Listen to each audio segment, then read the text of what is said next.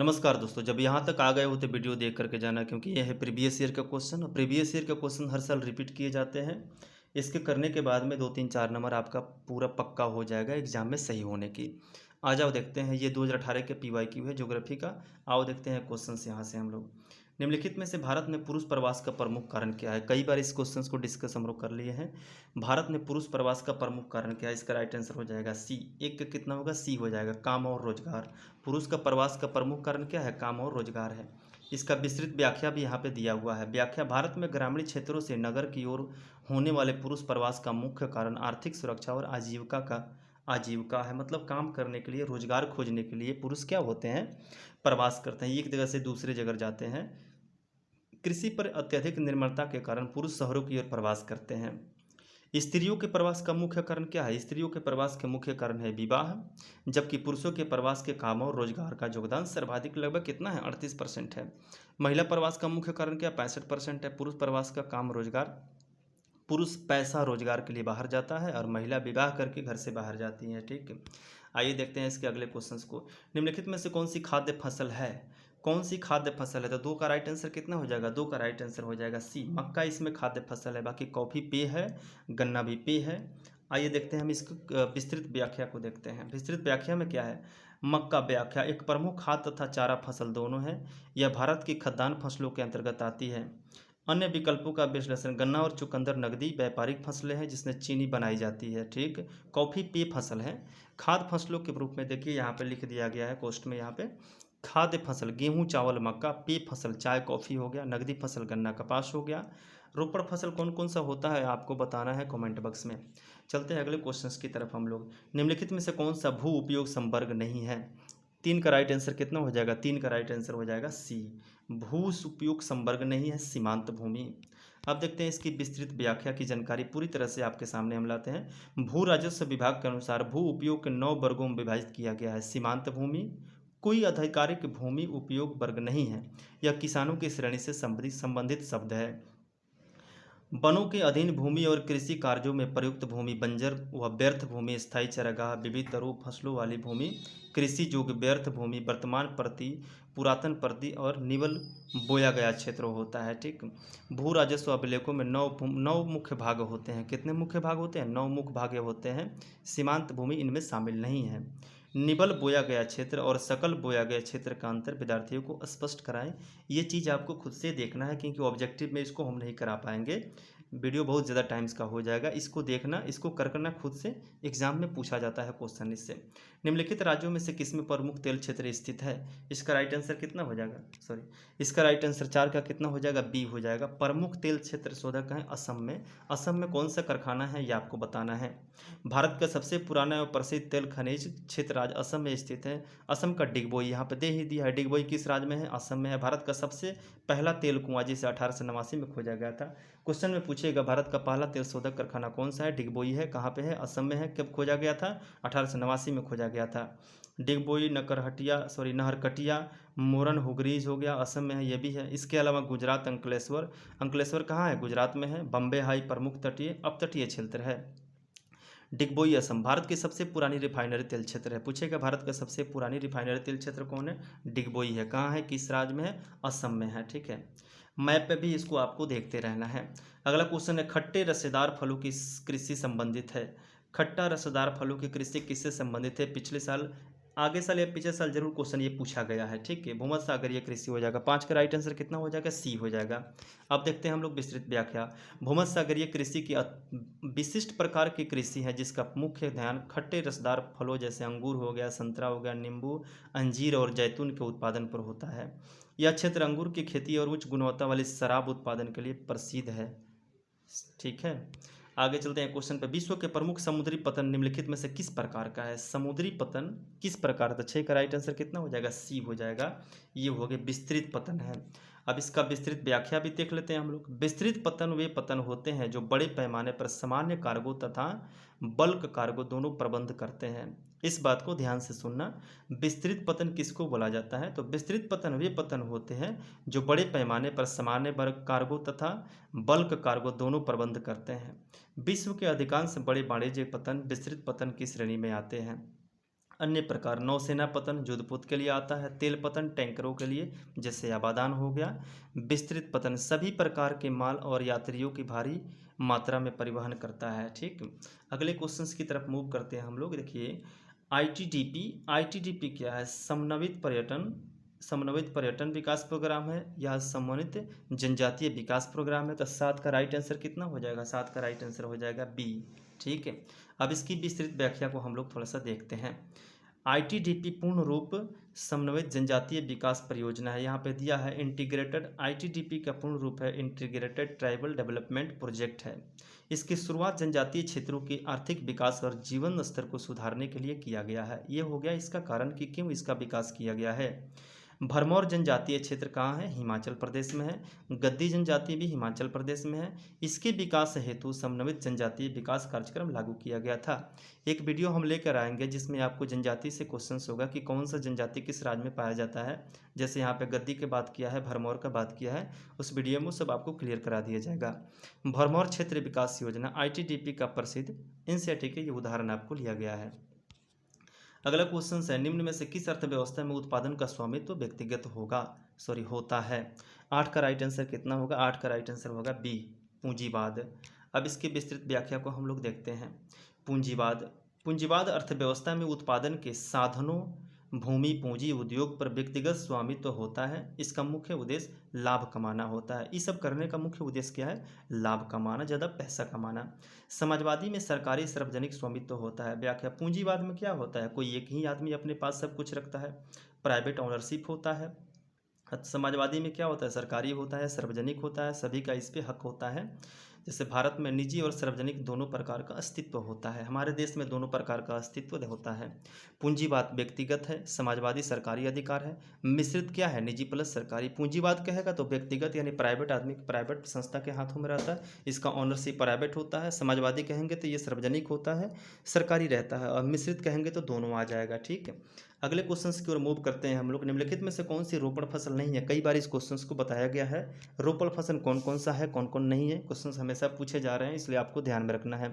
9 का right answer हो जाएगा बी, गेहूं जो है रोपण फसल नहीं है। कॉफी, गन्ना, चाय, रबर ये सब क्या हो गया? रोपण फसल है, रोपण फसल है। यहाँ पे देख लीजिए गेहूं, व्याख्या गेहूं एक खाद्यान्न फसल है या रोपण फसल है? रोपण फसल नहीं है गेहूं। ठीक है, गहन निर्वाह या विस्तृत वाणिज्यिक अनाज है। रोपण फसल की विशेषताएं, रोपण कृषि बड़े आकार के फॉर्मों पर एक ही फसल के रूप में व्यापारिक उद्देश्य से की जाती है। जैसे चाय हो गया, कॉफ़ी हो गया, रबर हो गया, गन्ना हो गया, केला हो गया, नारियल हो गया। यहाँ पे देख लीजिए ये सब क्या है? रोपण फसल है। इस क्वेश्चन को कई बार रिपीट किया गया है। चाय, कॉफ़ी, रबर, गन्ना, कोको, केला ये सब रोपण फसल है। अगला क्वेश्चन में क्या है? भिलाई किस वर्ग का नगर है? भिलाई किस वर्ग का नगर है? ये मतलब यहाँ पे क्या होता है? तो 10 का राइट आंसर कितना हो जाएगा? ए हो जाएगा, औद्योगिक नगर है। इस वीडियो को देखना है और खूब शेयर करना है अपने दोस्तों के पास में। ठीक है, भिलाई छत्तीसगढ़ में है। भारत का एक प्रसिद्ध लोहा इस्पात केंद्र है। इसका विकास औद्योगिक नगर के रूप में हुआ है। भिलाई में क्या होता है? औद्योगिक नगर के लिए प्रसिद्ध है। कहाँ है? छत्तीसगढ़ में है। कौन सा इसमें इस्पात का इसमें उत्खनन होता है? जमशेदपुर, भिलाई, बोकारो, सलाम, राउरकेला ये भी समस्त भारत के प्रमुख औद्योगिक इस्पात नगर है। ठीक है, इस्पात नगर भिलाई जो है किस देश की सहायता से इसका स्थापना किया गया था छत्तीसगढ़ में? यूएसएसआर यानी रूस की सहायता से स्थापना किया गया था छत्तीसगढ़ में। अगला क्वेश्चन है, निम्नलिखित में से कौन तृतीय आधारित क्रियाकलाप है? ये कई बार इस क्वेश्चन के बारे में भी हम लोग डिस्कस कर चुके हैं। इसका राइट आंसर हो जाएगा बी, व्यापार। व्यापार जो होता है तृतीय होता है, यानी ये सेवा क्षेत्र है। सेवा क्षेत्र जो भी आता है तृतीय में आता है। प्राथमिक क्षेत्र क्या होता है? कृषि होता है। द्वितीय क्षेत्र आपको कॉमेंट बॉक्स में बताना है। तृतीय व्याख्या, तृतीय क्रियाकलाप सेवाओं से संबंधित होते हैं। व्यापार, परिवहन, संचार और सेवाएं तृतीय क्षेत्र में आता है। अन्य विकल्प, खेती और आखेट प्राथमिक क्षेत्र है, यानी आप खेती कर रहे हैं, आखेट कर रहे हैं, शिकार कर रहे हैं, तो ये हो गया प्राथमिक क्षेत्र। बुनाई हो गया द्वितीय क्षेत्र। यहाँ पे आपको दिया हुआ है, देख लो, 1 डिग्री कृषि आखेट, 2 हो गया विनिर्माण हो गया, 3 हो गया व्यापार परिवहन। एक समझना है प्राथमिक हो गया, दूसरा द्वितीय हो गया, और 3 डिग्री जो लिखा है तृतीय हो गया। अगले क्वेश्चन की तरफ मूव करते हैं हम लोग। 12 नंबर क्वेश्चन में ट्रांस महाद्वीपीय स्टुअर्ट महामार्ग किसको जोड़ता है? तब 12 का राइट आंसर कितना हो जाएगा? 12 का राइट आंसर हो जाएगा 4, डार्विन से मेलबर्न को जोड़ता है। किससे? डार्विन से मेलबर्न को जोड़ता है। इसका विस्तृत व्याख्या यहाँ पे, स्टुअर्ट महामार्ग ऑस्ट्रेलिया का प्रमुख महामार्ग है जो उत्तर में डार्विन को दक्षिण में मेलबर्न से जोड़ता है। ट्रांस कैनेडियन महामार्ग वैंकूवर को सेंट जॉनसन से जोड़ता है। अगला क्वेश्चन इसमें क्या है, अगला क्वेश्चन से निम्नलिखित में से केंद्र शासित प्रदेशों में किसकी साक्षरता दर सबसे ऊंच है। केंद्र शासित प्रदेशों में सबसे साक्षरता दर किसका ऊंच है, यानी पढ़ा लिखा लोग सबसे ज़्यादा किस केंद्र शासित प्रदेश में है। तेरे का राइट आंसर क्या हो जाएगा, डी हो जाएगा, लक्षद्वीप हो गया। ये 2019 में पूछा गया था। देखिए यहाँ पे 2011 की जनगणना के अनुसार भारत में सर्वाधिक साक्षरता दर वाला केंद्र शासित प्रदेश लक्षद्वीप है जाएगा। अगर 2011 की जनगणना के अनुसार पूछे तो सबसे केंद्र शासित प्रदेशों में पढ़ा लिखा कौन सा हो जाएगा, लक्षद्वीप हो जाएगा। कितना लोग, कितना परसेंट वहाँ पर पढ़ा लिखा लोग है, तो 91.85%। राज्य में केरल में सबसे अधिक साक्षरता कितना परसेंट हो जाएगा, 94% हो जाएगा। ठीक, यहाँ पे आपको लिख के दे दिया गया है, इस बात को ध्यान में रखना है। 14 नंबर क्वेश्चन, सिंचित क्षेत्रों में मृदा निम्नीकरण का मुख्य कारण क्या है। मृदा निम्नीकरण का मुख्य कारण क्या है, 14 का राइट आंसर कितना हो जाएगा, डी हो जाएगा, मृदा लवणता हो गया। आइए इसका हम लोग विस्तृत व्याख्या देखते हैं। अत्यधिक सिंचाई के कारण भूजल स्तर ऊपर उठता है और वाष्पीकरण द्वारा केशिका क्रिया से मिट्टी ऊपर तरफ लवण की परत जम जाती है, जिससे मृदा लवण एवं क्षारीय उत्पन्न होती है। ठीक है, प्रभावित क्षेत्र कौन कौन सा है, पंजाब है, हरियाणा है और पश्चिमी उत्तर प्रदेश के अत्यधिक सिंचित मैदान, ये सब प्रभावित अत्यधिक है। ठीक है, यहाँ पे देखिए, इसको भी पढ़ लीजिए आप। अत्यधिक जलभराव या वाष्पीकरण से नम की मात्रा जमना होता है, इसलिए क्या होता है, मृदा लवणता हो जाता है। अगला क्वेश्चन से, मानव विकास सूचकांक में विश्व में निम्नलिखित देशों की किसकी कोटि उच्च है। किस देशों की कोटि उच्च है, इसमें 15 का राइट आंसर कितना हो जाएगा, ए हो जाएगा, नॉर्वे सबसे उच्च है। इसका व्याख्या देखते हैं। यूएनडीपी द्वारा जारी मानव विकास सूचकांक, यूएनडीपी का फुल फॉर्म होता है ह्यूमन डेवलपमेंट इंडेक्स। नॉर्वे वर्षों से शीर्ष स्थान पर रहा है। एक नंबर पर कौन रहा है, उच्चतम मतलब कह रहा है एक नंबर पर बना रहा है, शीर्ष कितने वर्षों से एक ही नंबर पर रह रहा है। एचडीआई के 3 प्रमुख सूचक हो गया, क्या है, स्वास्थ्य हो गया, जीवन प्रत्याशा, शिक्षा ज्ञान प्राप्ति, संसाधनों तक पहुँच प्रति व्यक्ति। इसको कौन पेश किया था, महबूबुल हक ने इसको पेश किया था। इसकी सहायता कौन से किस देश के अर्थशास्त्री ने किया था, आपको कमेंट बॉक्स में बताना है। सलेम इस्पात उद्योग कहाँ है, सलेम कहाँ है, तमिलनाडु में है। 16 का राइट आंसर कितना हो जाएगा, ए हो जाएगा, 16 का राइट आंसर हो जाएगा ए। हम लोग देखते हैं इसका विस्तृत व्याख्या। सलेम इस्पात संयंत्र तमिलनाडु राज्यों के सलेम जिलों में स्थित प्रमुख स्टेनलेस स्टील उत्पादन संयंत्र है। स्टेनलेस स्टील यहाँ पर उत्पादन होता है सलेम में, कहाँ है, तमिलनाडु में है। दक्षिण भारत का अन्य संयंत्र भद्रावती विजयनगर कर्नाटक, अच्छा भद्रावती विजयनगर कहाँ है, कर्नाटक में है। विशाखापट्टनम ये जो आंध्र प्रदेश है। सलेम तमिलनाडु में है, विजयनगर कहाँ है, कर्नाटक में है। विशाखापट्टनम कहाँ है, आंध्र प्रदेश में है। इस बात को आपको याद रखना है ताकि एग्जाम में पूछे जाए तो गड़बड़ ना हो वहाँ पे क्वेश्चंस। अगले क्वेश्चंस की ओर मूव करते हैं हम लोग। 2011 की जनगणना के अनुसार भारत की जनसंख्या घनत्व कितना था, इसको कई बार हम लोग पढ़े हैं, 382 व्यक्ति वर्ग किलोमीटर, इसका राइट आंसर हो जाएगा। विस्तृत व्याख्या में क्या है, 2011 की जनगणना के अनुसार भारत का औसत घनत्व 382 हो जाएगा। सबसे ज़्यादा औसत घनत्व किस राज्य का, बिहार का है, 1106 व्यक्ति वर्ग किलोमीटर। सबसे कम हो जाएगा अरुणाचल प्रदेश का, 1 किलोमीटर में 17 आदमी। इस बात को ध्यान में रखना है, यहाँ पे देख लो। अगला क्वेश्चन क्या है, भारत की किस नदी द्रोणी में सबसे अधिक पुनः पूर्ति योग्य भौम जल संसाधन है। 18 का राइट आंसर कितना हो जाएगा, 18 का राइट आंसर हो जाएगा बी, गंगा नदी। अब इसकी विस्तृत व्याख्या क्या है, उत्तर भारत का विशाल मैदानी भाग जलोढ़ मिट्टी से बना है, जहां गंगा नदी बेसिन में भारत का सबसे अधिक पुनः पूर्ति योग्य भूजल उपलब्ध है। गंगा बेसिन भारत का सबसे बड़ा जल संसाधन क्षेत्र है। भारत का सबसे बड़ा जल संसाधन क्षेत्र कौन सा है, गंगा नदी बेसिन है।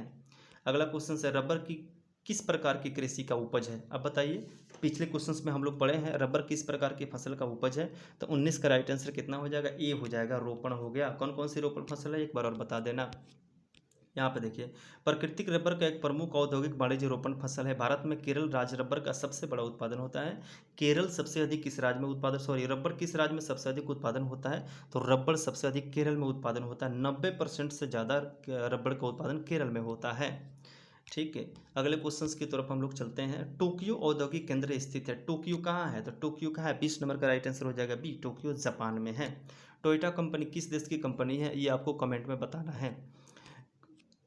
व्याख्या में देखिए, टोक्यो योकोहामा जापान का सबसे बड़ा औद्योगिक एवं महानगरीय क्षेत्र है, जो इलेक्ट्रॉनिक, मोबाइल और भारी उद्योगों के लिए प्रसिद्ध है। किस लिए प्रसिद्ध है, इलेक्ट्रॉनिक, मोबाइल और भारी उद्योग के लिए प्रसिद्ध है। टोक्यो जापान की राजधानी एवं प्रमुख औद्योगिक केंद्र है। अच्छा, अगला क्वेश्चन क्या है, भारत में जनगणना कितने वर्षों के अंतराल पे होती है? तो जनगणना कितने वर्षों के अंतराल पे होती है? 10 वर्षों के अंतराल पे जनगणना होती है।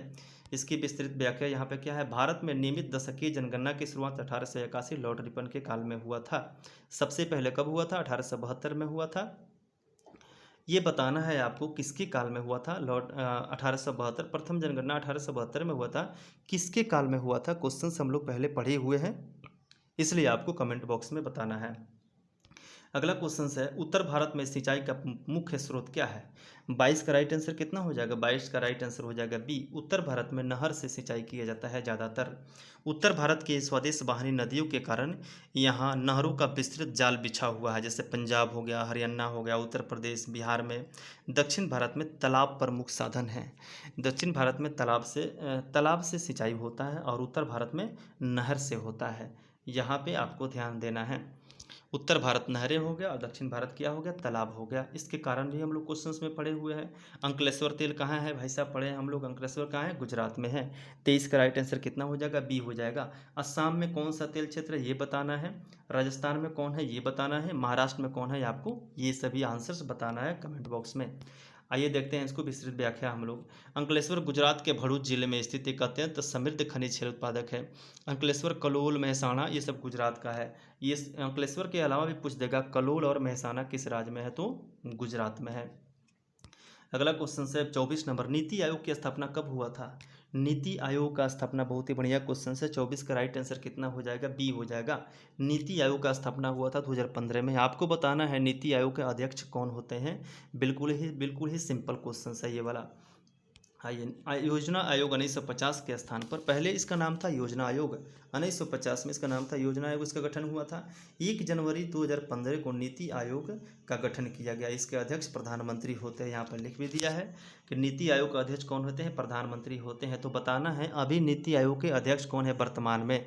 वर्तमान में नीति आयोग का अध्यक्ष है प्रधानमंत्री। अगले क्वेश्चंस की तरफ हम लोग चलते हैं। भारत का प्रथम नाभिकीय ऊर्जा केंद्र कहाँ है? इसको, ये सबसे इजी क्वेश्चन है। 25 का राइट आंसर कितना हो जाएगा? सी हो जाएगा।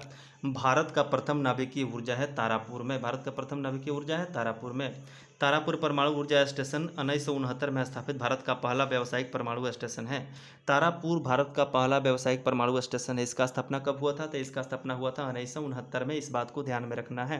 तारापुर कहाँ है भाई? तारापुर महाराष्ट्र में है। नरोरा कहाँ है? यूपी में है। रावतभट्टा कहाँ है? राजस्थान में है। कल्पकलम कहाँ है? तमिलनाडु में है। अगले क्वेश्चन की तरफ हम लोग मूव करते हैं। नागपुर योजना किस परिवहन से संबंधित है? नागपुर योजना, तो 26 का राइट आंसर कितना हो जाएगा? बी हो जाएगा। सड़क से संबंधित है नागपुर योजना। 1943 में बनाई गई नागपुर योजना आधुनिक भारत में सड़कों के विकास से संबंधित है। अगला क्वेश्चन है, बॉक्साइट किसका मुख्य अयस्क है? कई बार बताया गया है, एल्युमिनियम का मुख्य अयस्क है। देखते हैं इसका विस्तृत व्याख्या।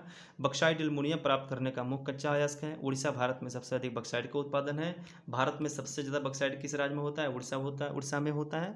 बॉक्साइट किसका अयस्क है? तो एल्युमिनियम का अयस्क है। पनामा नहर जोड़ती है किसको? 28 का राइट आंसर कितना हो जाएगा? बी हो जाएगा। प्रशांत महासागर को अटलांटिक महासागर से जोड़ती है पनामा नहर। इसकी विस्तृत व्याख्या में, पनामा नहर मानव निर्मित जलमार्ग है। पनामा नहर प्राकृतिक नहीं है, मानव ने इसको बनाया है पनामा नहर को। ठीक है, अटलांटिक और प्रशांत महासागर को जोड़ता है। उत्तर व दक्षिण अमेरिका के बीच में स्थित है। स्थित जगह भी बता देना। स्वेज नहर का निर्माण कब हुआ था? स्वेज नहर का निर्माण कब हुआ था? 29 का राइट आंसर कितना हो जाएगा? 29 का राइट आंसर हो जाएगा बी। स्वेज नहर का निर्माण हुआ था 1869 में हो गया था। विस्तृत व्याख्या में, स्वेज नहर मिस्र में स्थित है जो भूमध्य सागर को लाल सागर से जोड़ता है। स्वेज नहर किसको जोड़ता है? भूमध्य सागर को लाल सागर को जोड़ता है। इसके पीछे वाला क्वेश्चन और ये वाला क्वेश्चन दोनों ध्यान में रखना है, इसमें से कोई भी एग्जाम में टपक सकता है। 30 नंबर क्वेश्चन, भारत में बाल लिंगानुपात किस आयु वर्ग के लिए मापा जाता है? मतलब कितना एज के लड़कों को बाल आयु में मापा जाता है, बाल लिंगानुपात में मेजर किया जाता है। 30 का राइट आंसर कितना हो जाएगा? 30 का राइट आंसर हो जाएगा ए। 0 से 6 वर्ष की आयु के बच्चों को मापा जाता है इसमें। भारत में बाल लिंगानुपात 0 से 6 वर्ष की आयु के बच्चों के प्रति 1000 पुरुषों पर बालिकाओं की संख्या के रूप में परिभाषित किया जाता है। अगला क्वेश्चन है, उदयपुर किस राज्य में स्थित है? सबसे इजी क्वेश्चन है। उदयपुर कहाँ है भाई साहब? राजस्थान में है। इसका विस्तृत व्याख्या, उदयपुर राजस्थान की प्रमुख सांस्कृतिक और खनिज नगर, जैसे यहाँ पे जिंक हो गया, जस्ता हो गया, उत्खनन क्षेत्र है, ज्वार यहीं पे है। निम्नलिखित में से कौन सा राज्य बॉक्साइट का सबसे बड़ा उत्पादक? अभी हम लोग पढ़े हैं उड़ीसा। बॉक्साइट का सबसे बड़ा राज्य उत्पादक करता है उड़ीसा। कमेंट बॉक्स करें। इसके चलते हम लोग विस्तृत में उड़ीसा भारत का कुल बॉक्साइट उत्पादन में आधा से अधिक 50% से ज़्यादा बॉक्साइट उत्पादन कौन करता है? उड़ीसा करता है। इसका खदान का नाम है कलाहंडी है, कोरापुट है, इसका मुख्य जिले है उत्पादन का। पूर्व पश्चिम गलियारा जोड़ता है। पूर्व पश्चिम गलियारा किसका जोड़ता है? 33 का राइट आंसर कितना हो जाएगा? 33 का राइट आंसर हो जाएगा बी हो जाएगा, सिलचर को पोरबंदर से। पूर्व पश्चिम गलियारा जोड़ता है, सिलचर को पोरबंदर से जोड़ता है। इसका विस्तृत व्याख्या है, स्वर्णिम चतुर्भुज योजना का पूर्व पश्चिम गलियारा असम के सिलचर को गुजरात के पोरबंदर से जोड़ता है। किसको जोड़ता है? गुजरात को पोरबंदर से जोड़ता है। उत्तर दक्षिण गलियारा श्रीनगर और कन्याकुमारी से। यहाँ से एक बार ध्यान दे देना, इस पर ध्यान देना। स्वर्णिम चतुर्भुज योजना पूर्व पश्चिम गलियारा असम के सिलचर को जोड़ता है। स्वर्णिम चतुर्भुज पूर्व पश्चिम किसको जोड़ता है? असम के सिलचर को जोड़ता है, पोरबंदर से जोड़ता है, गुजरात के पोरबंदर से जोड़ता है। उत्तर दक्षिण गलियारा श्रीनगर को कन्याकुमारी से जोड़ता है। उत्तर दक्षिण गलियारा किसको? श्रीनगर से कन्याकुमारी को जोड़ता है। अगला क्वेश्चन कौन है? हरित क्रांति का प्रभाव मुख्य रूप से किन फसलों पर पड़ा था? गेहूं और चावल पर पड़ा था। हरित क्रांति का प्रभाव मुख्य रूप से किस फसल पर पड़ा था? गेहूं और चावल पर पड़ा था। इसका देख लीजिए आप लोग यहाँ पे विस्तृत व्याख्या। हरित क्रांति दशक पूछेगा तो 1960। कब स्टार्ट हुआ था? 66-67 में स्टार्ट हुआ था। HYV बीजों व रासायनिक उर्वरकों के उपयोग से शुरू हुई हरित क्रांति का संवैधानिक लाभ गेहूं और चावल के उत्पादन में विशेष करके पड़ा था। किस राज्य में? पंजाब, हरियाणा, पश्चिमी यूपी में इसका सबसे ज़्यादा प्रभाव देखने को मिला था। एशिया की सबसे बड़ी मलिन बस्ती कौन है? दोस्तों एशिया की सबसे बड़ी मलिन बस्ती है मुंबई में है, उसका नाम है धारावी। 35 का राइट आंसर कितना हो जाएगा? बी हो जाएगा। एशिया के सबसे मलिन बस्ती है धारावी, मुंबई में है। धारावी एशिया की सबसे बड़ी मलिन बस्ती जो महाराष्ट्र की राजधानी मुंबई में स्थित है। नगरीय दुष्परिणामों के उदाहरण है। अगर हमें आप फेसबुक पर देख रहे हैं तो इसमें लिंक दिया गया है, जाके यूट्यूब के चैनल को सब्सक्राइब करें। धन्यवाद।